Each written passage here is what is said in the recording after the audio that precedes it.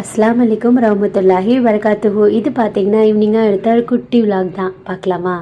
அன்றைக்கி ஈவினிங் நம்ம வீட்டு சைடு பார்த்திங்கன்னா தேர் வந்துச்சுன்னு சொன்னாங்க. பிள்ளைங்களாம் உட்காந்து அழகாக பார்த்துக்கிட்டு இருந்தாங்க.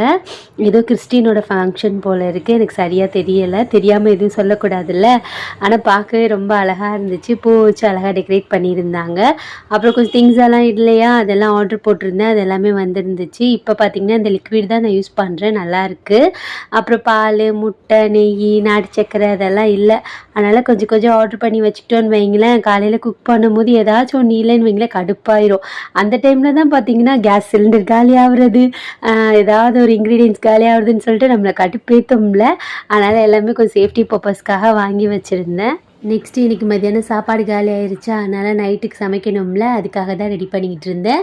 நம்ம வீட்டில் பார்த்திங்கன்னா மைதா மாவு சப்பாத்தி தான் ஃப்ரீனா தான் விருப்பப்பட்டு சாப்பிடுவாங்க. அதனால் அவங்களுக்கு பிடிச்சதே வந்துட்டு செஞ்சிடலான்னு சொல்லிட்டு பிரட்டிகிட்டு இருந்தேன்.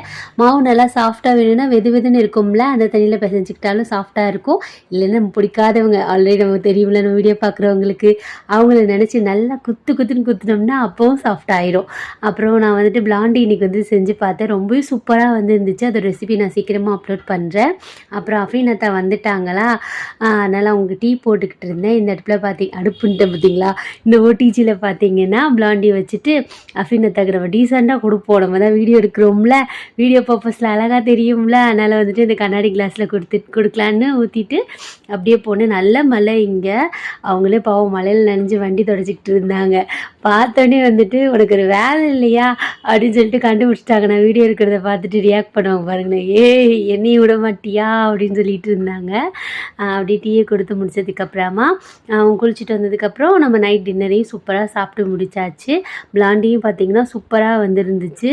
பார்க்க எப்படி இருக்குது பார்த்திங்கன்னா, இதை விட அந்த சாக்லேட்லாம் நல்லா போட்டு செஞ்சுருந்தேன்ல, அது அவ்வளோ டேஸ்ட்டாக இருந்துச்சு. நாளைக்கு அஃப்ரீனுக்கு ஸ்நாக்ஸ்க்கு பார்த்திங்கன்னா அதை வச்சு கொடுத்து விட்டுடலாம். அவ்வளோதான். இந்த குட்டி விலாக் எப்படி இருந்துச்சுன்னு சொல்லிட்டு மறக்காமல் சொல்லுங்கள். நாளைக்கு வந்துட்டு இந்த ரெசிபியை இன்ஷால்லா வந்துட்டு ஷேர் பண்ணுறேன்.